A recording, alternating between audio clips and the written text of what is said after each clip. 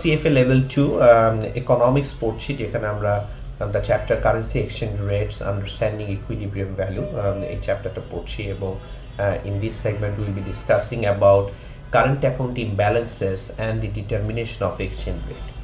So current account এর যে ট্রেন্ডটা আছে, so that trend influence the path of exchange rates over time through several mechanisms. So তিনটা মেকানিজমের মাধ্যমে current অ্যাকাউন্টের থ্রুতে দ্য এক্সচেঞ্জ রেটের পার্টটা নির্ধারিত হয়। সো দ্য নাম্বার ওয়ান হচ্ছে ফ্লো সাপ্লাই অথবা demand channel, number two is portfolio balance channel, and the number three is debt sustainability channel. So the flow supply or demand channel, portfolio balance channel, and the debt sustainability channel. So প্রথমে আমরা the flow supply or demand channel নিয়ে কথা বলবো। So the flow supply and demand channel, so that is fairly based on fairly simple model and that focuses on purchases and sales of internationally traded goods and services. And if we purchase and trade internationally traded goods and services, so this will require exchanging of domestic and foreign currencies in order to arrange payment for those goods and services. So ব্যাপারটা very simple. If we import, then we need foreign currency to pay for those import, and if we export, so we earn foreign currency. So when we export, the foreign currency inflow hoy, and when we export our foreign currency inflow hoy, and when we import the foreign currency outflow hoy. So যে কান্ট্রিটা persistent current account surplus run করছে, so তার মানে হচ্ছে তাদের export বেশি, import com, so trade surplus, and that will eventually lead to current account surplus. And they will see their currencies appreciate over time because there will be more inflows of foreign currencies than outflows of foreign currencies. So the countries with persistent current account deficits, on the other hand, so they should see their currencies depreciate over time. So এখন প্রশ্ন হচ্ছে যে এই যে যাদের current account surplus আছে, they will see their currencies appreciate over time, and যাদের current account deficit আছে, they will see their currencies depreciate over time. So question হচ্ছে whether such trends can go indefinitely হবে কিনা। So the answer হচ্ছে no, because over time as the deficit country will see their currency account will see their currencies depreciate, and surplus countries will see their currencies appreciate, but at some point the domestic currency strength should contribute to deterioration in the trade competitiveness of the surplus nation. So the surplus country যদি তাদের currency appreciation হয়, so at some point of time তারা trade কম্পিটিটিভনেসটা হারাবে, which means তাদের export will become very expensive because তাদের currency appreciated over time, এবং তাদের import will be very cheap. So import যদি চিপ হয় তাহলে they will tend to import more, and export যদি কম্পিটিটিভনেস হারায় তাহলে তাদের এক্সপোর্টটা কমে যাবে। সো এক্সপোর্ট কমে যাবে, ইম্পোর্ট বাড়বে, সো যে সারপ্লাস নেশনটা ছিল সেটা অপোজিট সাইডে যাবে, অ্যান্ড ওভার টাইম সারপ্লাসটা কমতে কমতে হয়তো এটা ডেফিসিট সাইডেও চলে যেতে পারে। সো এই ঘটনাটা ঘটবে। So ultimately domestic currency appreciate করবে অ্যান্ড কম্পিটিটিভনেস হারাবে, আর ওভার টাইম তারা ট্রেড ডেফিসিটের দিকে যাবে। অন দি আদার হ্যান্ড যদি এরকম হয় যে একটা country current account deficit run করছে, so they will see their currency depreciate over time. So depreciate করতে করতে করতে একটা পর্যায়ে যে they will see their currency, তারা তাদের ইন্টারন্যাশনাল মার্কেটে তাদের কম্পিটিটিভনেস বাড়বে। So at some point of time তার export will become very attractive and import will become very expensive. So তখন ইম্পোর্ট কমে যাবে, এক্সপোর্ট বাড়বে এবং ট্রেড সারপ্লাসের দিকে যাবে। সো দ্যাট মিনস এই বিষয়টা কন্টিনিউয়াস বা ইনডেফিনিটলি হবে না। এখন বিষয়টা হচ্ছে it's not that very simple যে এই ঘটনা লিনিয়ারলি হবে, because the amount by which যে এক্সচেঞ্জ রেটসটা must adjust to restore the current accounts to balance positions. So এই ঘটনা যেগুলো আমরা বলছি যে ইনডেফিনিটলি হবে না, সেটা রিভার্স করবে, সো সেই ঘটনাগুলো হওয়ার জন্য কিছু ফ্যাক্টরস এখানে দেখতে হবে। ফার্স্ট হচ্ছে যে ইনিশিয়াল গ্যাপটা কেমন। সো ইম্পোর্ট এবং এক্সপোর্টের মধ্যে যে আমার গ্যাপ, এই গ্যাপটা কেমন, এই গ্যাপটা কি অনেক বেশি ইনিশিয়ালি নাকি এই গ্যাপটা অনেক কম, সেইটা দেখতে হবে। সেকেন্ড দেখতে হবে যে ইম্পোর্ট এবং এক্সপোর্টের prices to changes in the exchange rate, যে আমার রেসপন্স অফ ইম্পোর্ট অ্যান্ড এক্সপোর্টের prices to changes the exchange rate. আমার এক্সচেঞ্জ রেট চেঞ্জ হলে আমার ইম্পোর্ট এবং এক্সপোর্টের যে প্রাইস চেঞ্জ হচ্ছে সেই রেসপন্সিভনেসটা কেমন। On the other hand the import and এক্সপোর্টের demand changes in import and export prices চেঞ্জের কারণে আমার ডিম্যান্ড যে চেঞ্জ হচ্ছে সেইটা কেমন, মানে ইলাস্টিসিটি কেমন সেটা আমরা বলতে পারি। সো ফার্স্ট যেটা, the initial gap between import and export. So যদি এরকম হয় ব্যাপারটা যে if a country have significantly more import significantly more than it imports, তাহলে initial gap between import and export অনেক বেশি হবে। তার মানে হচ্ছে ইনিশিয়াল ট্রেড ডেফিসিটটা অনেক বেশি হবে। সো এই ক্ষেত্রে এটা রিভার্স করার জন্য export growth would need to far outstrip import. Export গ্রোথটা অনেক বেশি হইতে হবে ইম্পোর্ট গ্রোথের তুলনায় in order to narrow the current account deficit. So initially যদি আমার গ্যাপটা অনেক বেশি বড় হয় তাহলে export growth has to be faster than import growth, এবং এটা অনেক বেশি গ্যাপ থাকতে হবে সো দ্যাট আমার যে কারেন্ট অ্যাকাউন্ট ডেফিসিটটা আছে এটা ন্যারো হয়। So large initial deficit May require substantial depreciation of the currency to bring about a meaningful correction of the trade imbalance. So আমার যে যদি এরকম থাকে যে আমার ডেফিসিটটা অনেক লার্জ, তাহলে আমার ট্রেড যে ইমব্যালেন্সটা আছে সেটা কারেক্ট করার জন্য আমার কারেন্সি সাবস্টেন্সিয়াল ডিপ্রিসিয়েশন হতে হবে to bring about a meaningful correction in the trade imbalance. So আর depreciation of deficit countries currency should result in increase in import prices as well. So second পয়েন্টটা যদি আমরা দেখি যে আমার যদি কারেন্সি ডিপ্রিসিয়েট হয় তাহলে আমার ইম্পোর্ট প্রাইসেস কিন্তু বেড়ে যাচ্ছে, মানে ইম্পোর্ট করতে আমার বেশি কস্ট হচ্ছে আর কি। অন্যদিকে আমার এক্সপোর্ট প্রাইসেসটা কমে যাচ্ছে, so foreigners will see our export very cheap. So এইটা আলটিমেটলি আমার যদি ইম্পোর্ট হয় তাহলে আমার যেহেতু কস্ট বেড়ে যাচ্ছে, so there might be the case যে আমার প্রোডাক্টের প্রাইস বেড়ে যেতে পারে।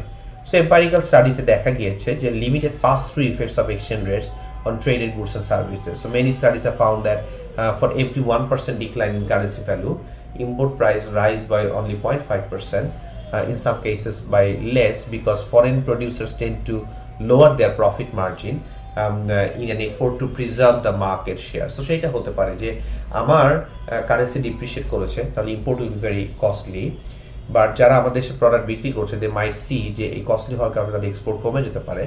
So they might reduce their price in order for us to attract those imports. সেক্ষেত্রে এই রেসপন্সটা একদম 1-to-1 নাও হতে পারে, এটা specific case to case vary করবে। আর থার্ড যেটা সেটা হচ্ছে response of import and export demand to changes in import and export prices.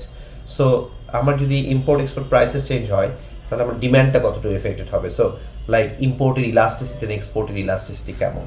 So যদি এরকম হয় যে আমার কারেন্সি ডিপ্রিশিয়েট করেছে বাট আমার ইম্পোর্টটা ইনইলাস্টিক, সো ইম্পোর্টটা করতেই হবে। সো কারেন্সি যে হারে ডিপ্রিশিয়েট করেছে, কস্ট যে হারে বেড়েছে সেই হারে কিন্তু আমার ইম্পোর্টটা কমে না, সেক্ষেত্রে কিন্তু আমার ট্রেড ডেফিসিট স্টিল রান করবে, বা আমার ট্রেড ডেফিসিটের যে ন্যারো হওয়ার কথা সেটা খুব একটা হবে না। সিমিলারলি যদি আমার কারেন্সি ডিপ্রিশিয়েট করে তাহলে আমার এক্সপোর্টটা কম্পিটিটিভ হবে, সেক্ষেত্রে এক্সপোর্ট বাড়ার কথা, কিন্তু এক্সপোর্টের ইলাস্টিসিটি যদি লো থাকে সেক্ষেত্রে কারেন্সি ডিপ্রিশিয়েট করার ফলে এক্সপোর্ট যে অনেক বৃদ্ধি পাবে সেইটাও নাও হতে পারে, সেক্ষেত্রে আমার ট্রেড ডেফিসিট যেটা ন্যারো হবে ওটা স্লোলি ন্যারো হবে। সো তার মানে হচ্ছে যে এই যে কারেন্সি প্রাইসেস চেঞ্জের কারণে আমার ইম্পোর্ট এক্সপোর্টের যে ইম্প্যাক্টটার মাধ্যমে আমার এখনকার যে ইমব্যালেন্স সেটা ওভার টাইম রিভার্স হবে বা ন্যারো হবে, সেটা নির্ভর করছে দিস থ্রি ফ্যাক্টরসের উপরে। So initial gap between import and exports, the response of import and export prices to changes in exchange rates, and the response of import and export demand to changes in import and export prices. So আমরা এতক্ষণ flow, supply আর demand channel নিয়ে আমরা কথা বললাম। নেক্সটে আমরা যেটা নিয়ে কথা বলবো সেটা হচ্ছে পোর্টফোলিও ব্যালেন্স চ্যানেল। সো এখন আমরা পোর্টফোলিও ব্যালেন্স চ্যানেলের কথা বলবো। So ultimately current account imbalances যদি হয়, so current account imbalances actually shift financial wealth from deficit nation to surplus nation. So যেই country current account deficit run করবে তার ওয়েলথ তাদের কান্ট্রি থেকে শিফট হয়ে সারপ্লাস নেশনের দিকে যাচ্ছে, মানে সারপ্লাস নেশনের ওয়েলথ বাড়ছে, অ্যান্ড ডেফিসিট নেশনের ওয়েলথ কমছে। So countries that have trade deficits, they need to finance their trade deficit with increased borrowing. Karon they are actually exporting less, importing more. So they are earning less foreign currency and spending more foreign currencies. So the deficit need to be adjusted through increased borrowing. So একটা country যদি এরকম হয় যে অনেক বেশি বড় করছে, so this behavior may lead to shifts in global asset preferences, so which in turn could influence the path of exchange rate. So global fund managers, if they think a nation that is running current account large current account surpluses versus United States, they might see that their holdings of US dollar denominated assets exceed the amount they desire to hold in the portfolio context. So they might rebalance their portfolio. So the actions they might take to reduce their dollar holdings to desired levels could have a profound negative impact on the dollar's value. So এই যে portfolio আমরা rebalancing করি over time, so that rebalancing করার কারণে দেখা যাচ্ছে যে কারেন্সিতে ভ্যালুতে একটা চেঞ্জেস হতে পারে। And the final one is the debt sustainability channel. So debt sustainability channel, so একটা কান্ট্রি যদি কন্টিনিউয়াস ডেট নেয় because they are having current account deficit, so they need to take increase their debt in order to pay for their deficit foreign currencies. So but that যত সে date deficit run করবে, যত date নিতে থাকবে, তার ডেটটা তো pile হতে থাকবে। So there should be some upper limit on the ability of a countries to run persistent large current account deficit. একটা পার্সনের যেমন ডেট নেওয়ার ক্ষেত্রে একটা লিমিট থাকে, একটা কোম্পানির যেমন থাকে, so country must have limit as well. So একটা কান্ট্রির ডেট লেভেল যদি ওই লিমিটের কাছাকাছি চলে যায় বা লিমিটটাকে ক্রস করে ফেলে, সো ফার্দার ডেট নেওয়া সেই কান্ট্রির জন্য will be very very difficult. So if a country runs a large persistent current account deficits over time, so তাদের ডেট লেভেলটা বাড়তে বাড়তে বাড়তে একটা untenable rise in debt owed to foreign investors, so এই ঘটনার কারণে একটা আনসাস্টেইনেবল লেভেলে চলে যাবে। সো তখন তাদের জন্য in order to তারা they might like investors might see that country will go bankrupt, এই প্রবাবিলিটি বেড়ে যাবে, তাদের ক্রেডিট রেটিং খারাপ হবে এবং ইভেনচুয়ালি তাদের কারেন্সি সিভিয়ার ডিপ্রিসিয়েশন না হলে এই বিষয়টা ব্যালেন্সিং হবে না। So if such investors believe that যে deficit countries external debt is rising to unsustainable levels, so they are likely to reason that যে major depreciation of the deficit countries currency is needed to ensure that current account deficit narrows significantly and external debt stabilizes at a level that deems sustainable. So unsustainable level চলে গেলে further এটা date বাড়ানো কঠিন এবং severe currency depreciation না হলে sustainable লেভেলে আসাটা কঠিন। সো এই ডেট সাস্টেইনেবিলিটিটা দেখেও আমরা একটা কারেন্সি সম্পর্কে তার গতি প্রকৃতি সম্পর্কে একটা ধারণা পেতে পারি। সো এখানে আমাদের সিএফএ কারিকুলামে persistent current account deficit, the US current account and US dollar, এইটার কথা একটু বলা হয়েছে। সো যেখানে হিস্টোরিক্যাল রেকর্ড ইন্ডিকেট করছে যে US current account has been an important determinant for long-term swings in US dollar value. So the US current account deteriorated sharply in the first half of 1980s যখন oil prices অনেক বেড়ে গিয়েছিল, inflation অনেক high ছিল এবং but এই অবস্থার ক্ষেত্রেও ডলার কিন্তু দেখা গেছে যে sold over that period. So the reason for the dollar strength over that period, despite the fact that যে US কারেন্ট অ্যাকাউন্টে ডেফিসিট রান করেছে, তার একটা কারণ ছিল যে ওই সময়টা ইউএস ইন্টারেস্ট রেট অনেক বাড়িয়ে দিয়েছিল। So US real interest rate was so high that attracted large inflows of capital from abroad, so which push the dollar higher despite the large US external imbalances. So concerns regarding sustainability of the ever widening current account deficit triggered a major dollar decline in the second half of 1980s. So history repeated itself in the second half of 1990s, so with the US current account balance once again deteriorating while the dollar sold over the same period.